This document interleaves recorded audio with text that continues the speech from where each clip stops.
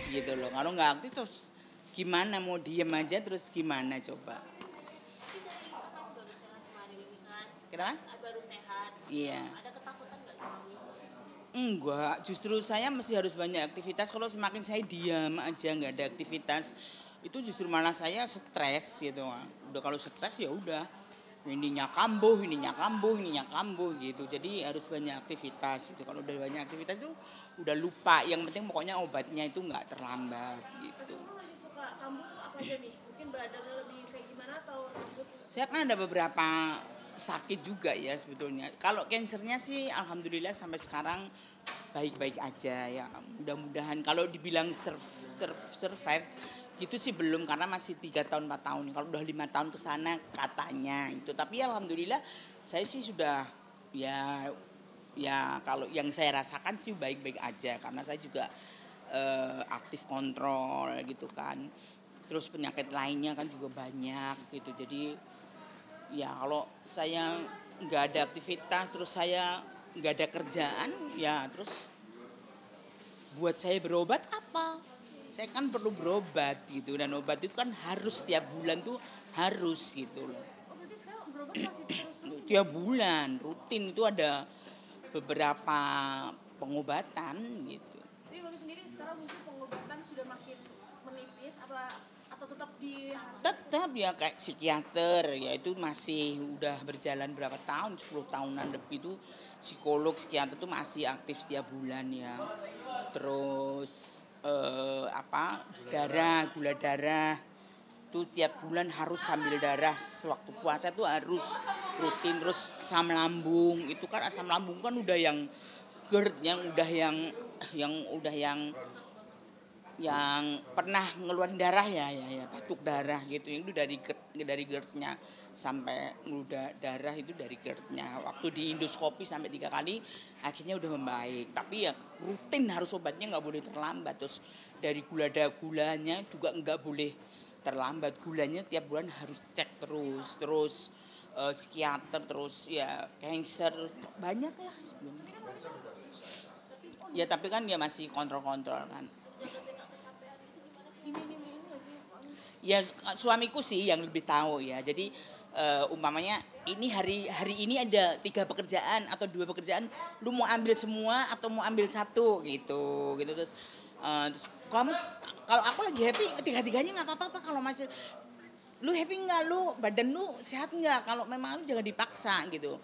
Suamiku tergantung ke aku terus kalau diambil 2 aja deh kadang-kadang 1 aja deh mah capek gitu. Tapi kegiatan Mami selain on air dan lain-lain itu di luar ini apa aja sih? Nggak ada ya cuman di dunia entertain aja ya paling kayak ada off air gitu off air pun sekarang sama suami juga nggak boleh ngambil yang di luar Jawa gitu jadi ya di dalam udah jangan yang capek-capek lah pokoknya suamiku tuh jaga banget jangan capek aku kalau udah capek senewen terus nanti sakit pak ini yang gini-gini itu aku suamiku nggak mau denger jadi lu kerja itu ya happy gitu jangan sampai aku denger lu mau kerja tapi ini ku sakit gitu paling nah, itu kan kamu sendiri yang bisa yang kan aku sendiri yang bisa.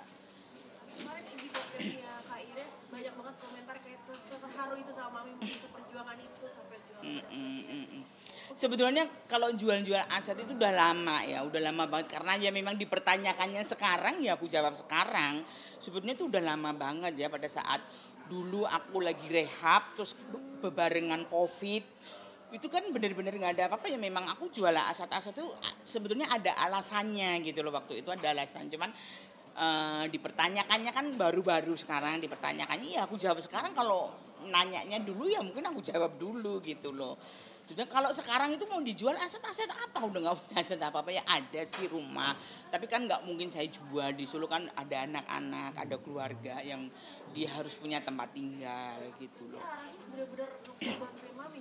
Raffi, oh iya Raffi banyak bantu saya pada saat saya sakit orang yang paling pertama kali terus pada saat saya bikin warung itu juga sebetulnya idenya si Raffi gitu biar saya tuh nggak stres kalaupun pada saat saya lagi nggak ada pekerjaan saya punya rumah makan gitu loh karena Raffi percaya bahwa kan Mami kan pinter masak, terus keluarganya juga memang pinter masak semua. Jadi ya memang kayak ya alhamdulillah sebetulnya berjalan lancar, warungnya lancar banget gitu loh.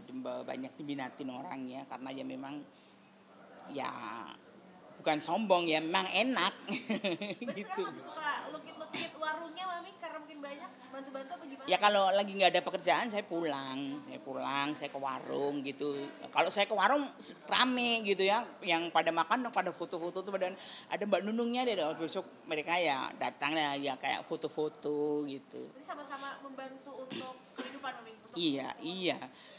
Iya kan sekarang semakin kesini kan pekerjaan kan juga nggak kayak dulu saya. Kalau saya nggak ada sampingan lain terus buat keluarga apa? Kan saya juga masih ngurusin keluarga gitu loh. Jadi sekarang ya alhamdulillah dengan bukannya warung ini udah agak tertata.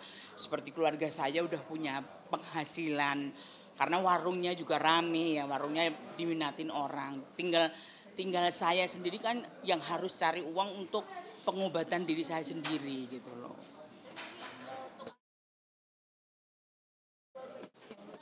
Iya bener, rumah dijual, terus kos-kosan tuh ada berapa pintu ya, banyak sih ada 2 kos-kosan yang berapa pintu.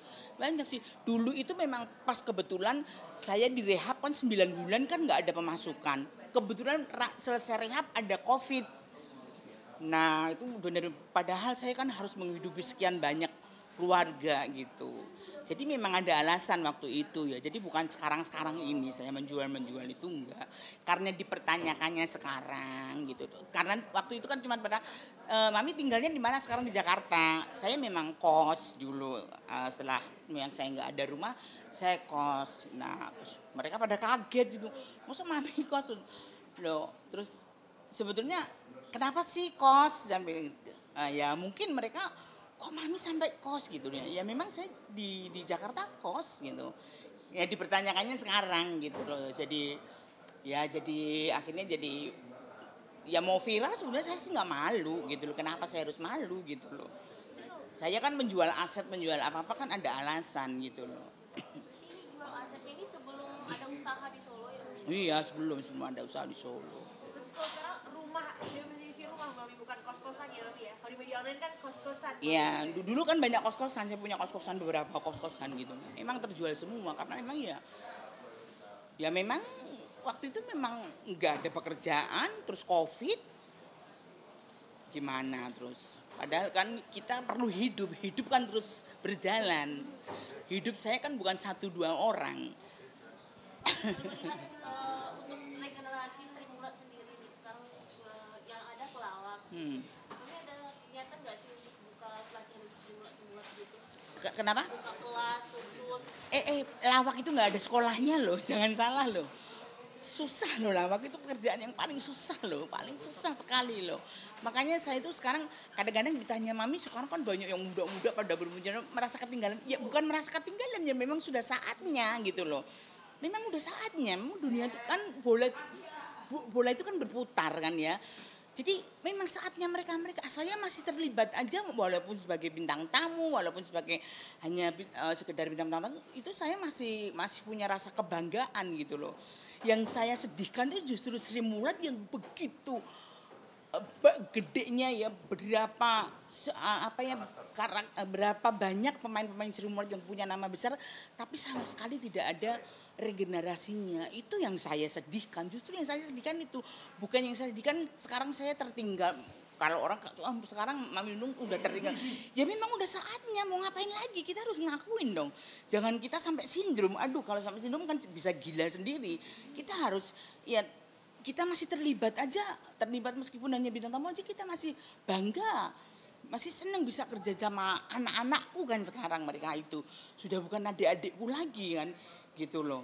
Dan mereka juga welcome sama saya, mereka juga sangat hormat dengan saya, mereka juga sangat baik dengan saya gitu loh. Bukan yang ini ada pelawak tua datang yang enggak yang melihat sebelah mata gitu, enggak, mereka tulus karena saya juga tulus gitu loh. Yang saya sedihkan itu justru Sri Mulat yang nggak ada regenerasinya, yang dimana saya dibesarkan di situ dan banyak pelawak yang dibesarkan dari Sri Mulat, berapa puluh orang Sri Mulat yang yang top-top, tapi kenapa nggak ada regenerasinya satu pun, itu yang saya sedihkan sampai sekarang. Saya berusaha untuk gimana ya caranya Sri Mulat itu ada regenerasinya, tapi ternyata ya memang susah karena bapaknya pelawak tuh anaknya belum tentu jadi pelawak, karena pelawak itu susah, pekerjaan paling susah itu ngelawak, gitu loh. Makanya saya itu sekarang malah bangga dengan anak-anak muda-muda sekarang yang kayak mereka kayak Ayu Ting Ting, kayak Hesti, kayak Enggar, banyak banget kan. Mereka yang benar-benar ngelawak tulus, tidak apa ya, tidak baperan, terus tidak yang menjaga image, tidak apa.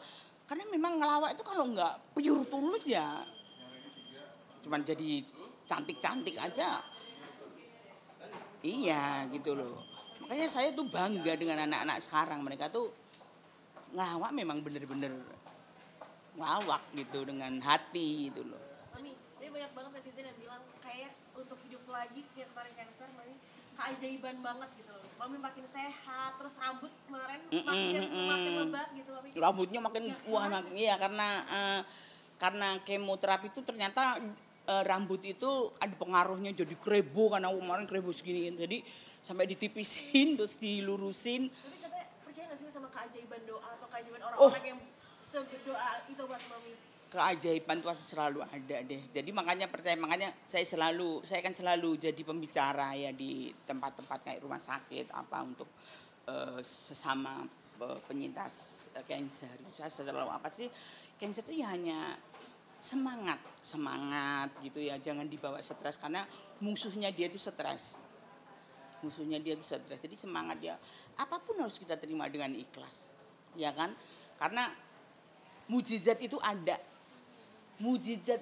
percaya ada mujizat itu ada, gitu loh.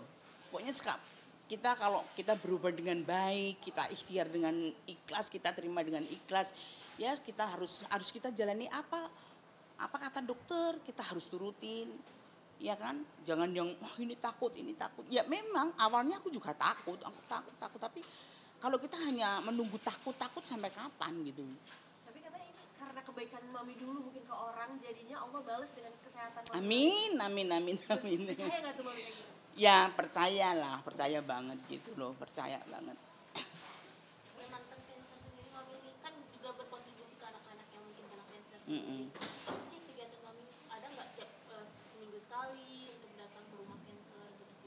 Sering saya dipanggil gitu, sering ya. Kalau sering dipanggil untuk yang ngasih kayak pembicara, kayak ngasih semangat gitu, kasih support gitu. Apa sih cancer itu kita cuman turutin kata dokter, apa kata dokter turutin, terus kita semangat gitu aja. Udah jangan dibawa stres, kita pasrah aja kok gitu loh.